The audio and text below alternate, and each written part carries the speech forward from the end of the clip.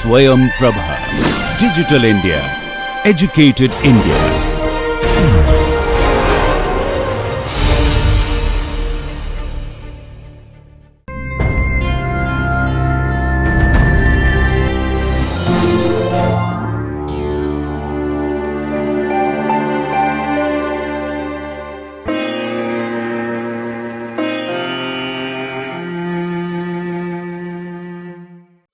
Another process that may bring about change in allelic frequencies is migration or gene flow.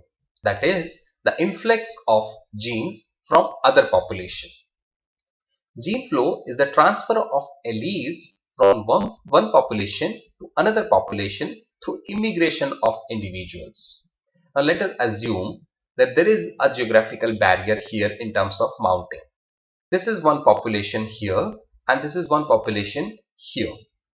This is population A, where the selection pressure against a recessive phenotype has created homozygous population capital H. Whereas in this condition, this is population B, where the selection pressure against dominant phenotype has created homozygous recessive population h. Now because of immigration, let's assume this one individual came here and it bred with one individual from this population. So the offspring now, it has the genotype capital H, small h. And same is the situation, let's say, here can also exist if one individual from this population, that is capital H, moves from here or immigrates from here to here and breeds with one individual from small h, leading to an offspring capital H, small h here. So this is the influx of genes from other population. This population was not having small h, but now it has small h and thus it has a new genotype as well, that is capital H, small h. Now because of these, what happens is there is again a change in allelic frequencies. How? Let us take one example to understand this.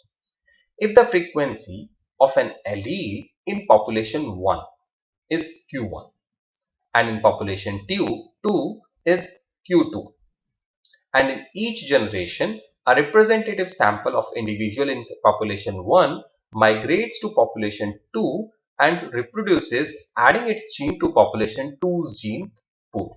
So there are two population 1 and 2. A frequency of a particular allele in first generation and first population and second population is represented by Q1 and Q2. Now some individual migrate from population 1 to population 2 and breed there, and thus they add its gene to the second population's gene. After migration, population 2 consists of two types of individuals here. Some are migrants, that means they make a proportion, let's say M of population 2, and they carry genes from population 1.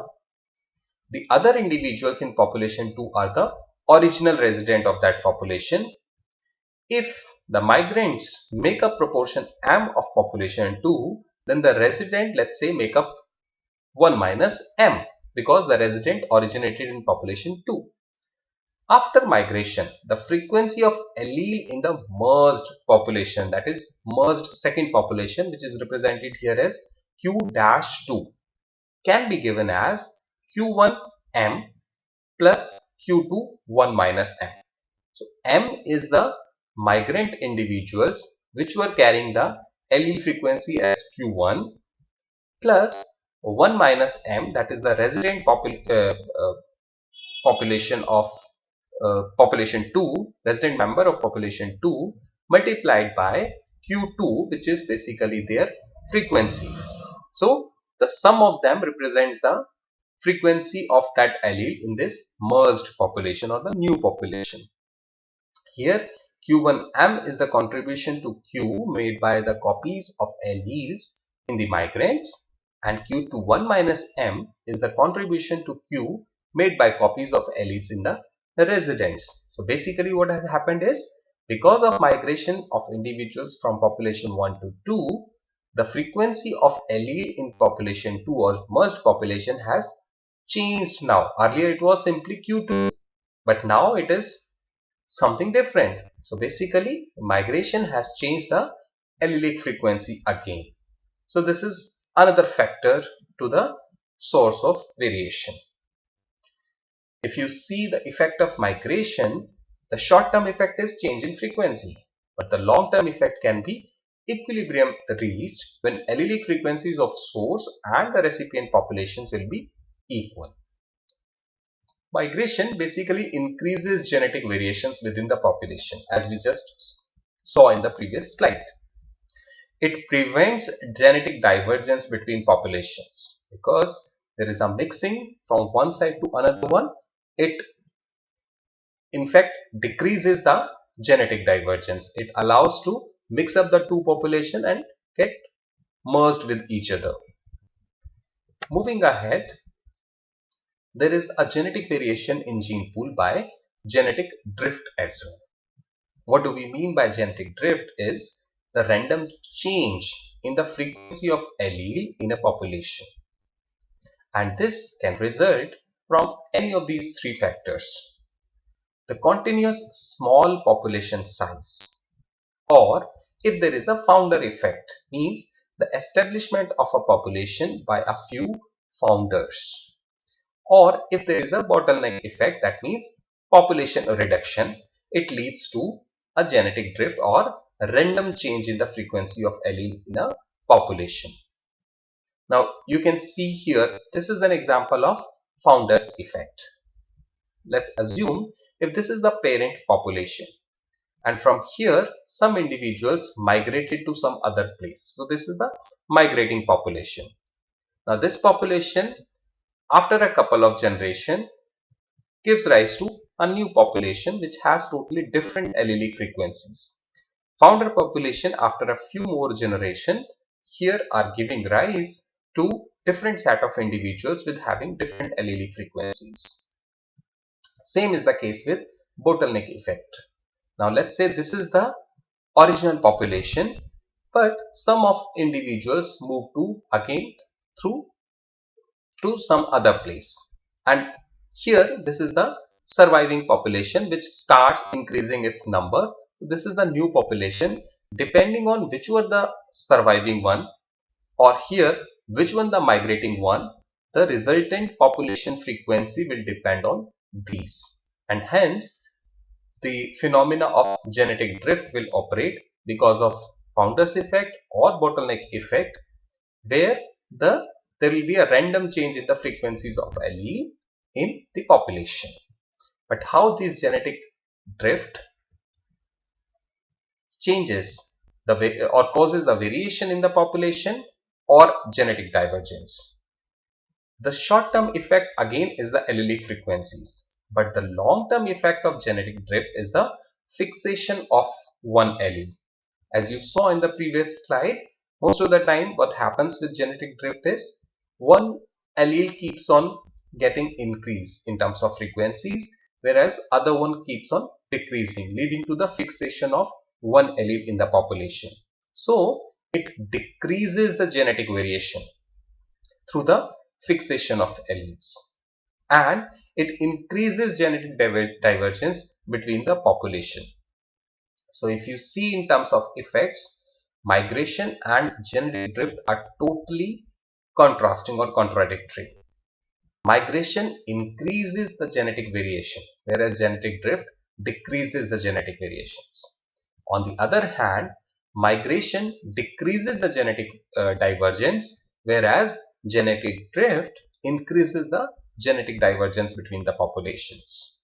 So again, though genetic drift is not a cause of variations, but it influences the variations, and it occurs in totally contrast to migration, and hence that's the reason we are discussing here as a factor or evolutionary force which can modify the frequencies or the gene pool of the population. Moving ahead, we need to discuss the genetic variation in gene pool by natural selection. Natural selection changes allelic frequencies. The direction and the magnitude of change depends on the intensity of selection, the dominance relations of the alleles and the allelic frequencies. Directional selection favors one allele over another one and eventually leads to fixation of the favored allele. Overdominance leads to a stable equilibrium and maintenance of both alleles in the population, whereas underdominance produces an unstable equilibrium because the heterozygote has lower fitness than those of the two homozygotes. The short-term effect again because of natural selection is the change in allelic frequencies, but long-term effect can differ. If it is a directional selection, there will be fixation of one allele, and this is the fixation of allele which is being selected. Over dominant selection, if it's there will be equilibrium reached in the population. So in terms of genetic variation and genetic divergence, if you see some types of natural selection such as the overdominance in which both alleles are favored increases the genetic variation, whereas others such as the directional selection decreases the genetic variation at population level. So the effect of natural selection can be both, either the increase or decrease depending on what kind of natural selection is being operated. Same ways, the genetic divergence also depends what kind of natural selection is being operated. For example, natural selection increases divergence among population if different alleles are favored in different populations. But it can also decrease genetic divergence between population by favoring the same alleles in different populations. So the effect of natural selection, unlike all three other factors, varies depending on what type of natural selection is being operated. So this is an overall effect of evolutionary forces on genetic variation and genetic divergence. These factors increases the genetic variations, whereas these decrease the genetic variations. And here you can see the effects within the populations, that means the variations, and here we are talking about the genetic divergence, that means across the populations. Lastly, let us now discuss, after discussing all these source of variations, what is the importance of variations from evolutionary point of view. These variations bring heterogeneity in the population and thus supplies the raw material on which natural selection can operate and lead to origin of new species. Hence, variations help in evolution. You can assume a situation where everything is homogeneous, everything is same. So where will natural selection operate? Either it will select all or it will not select anyone. So again, there will be no evolution in that sense. Hence, variation provides a raw material for evolution to operate. By introducing variations, new and useful variants of plants and animals can be produced. Variations form the basis of heredity. These help in adaptations of organisms to make them more fit in the struggle for existence. So, these 4 points in itself tell you the whole story, that variations are very much required for evolution to occur. If there is no variation, there will be no evolution, and vice versa. Now, let us quickly summarize what we did in this lecture. We started the sources of variation in the previous lecture where we discussed chromosomal aberrations and the gene mutations. In this lecture, we started with transposons as source of variations, genetic recombination and gene regulation as source of variation at the individual level. And then we moved to sources of variation at population level, including multiple alleles and genetic polymorphism, then continuous or quantitative characteristics. Then we discussed the source of variation in gene pool, including the evolutionary forces such as mutation, migration, genetic drift, and natural selection. Here are some of the suggested readings from the evolution and genetics which you can refer for elaborate studies. And thank you so much.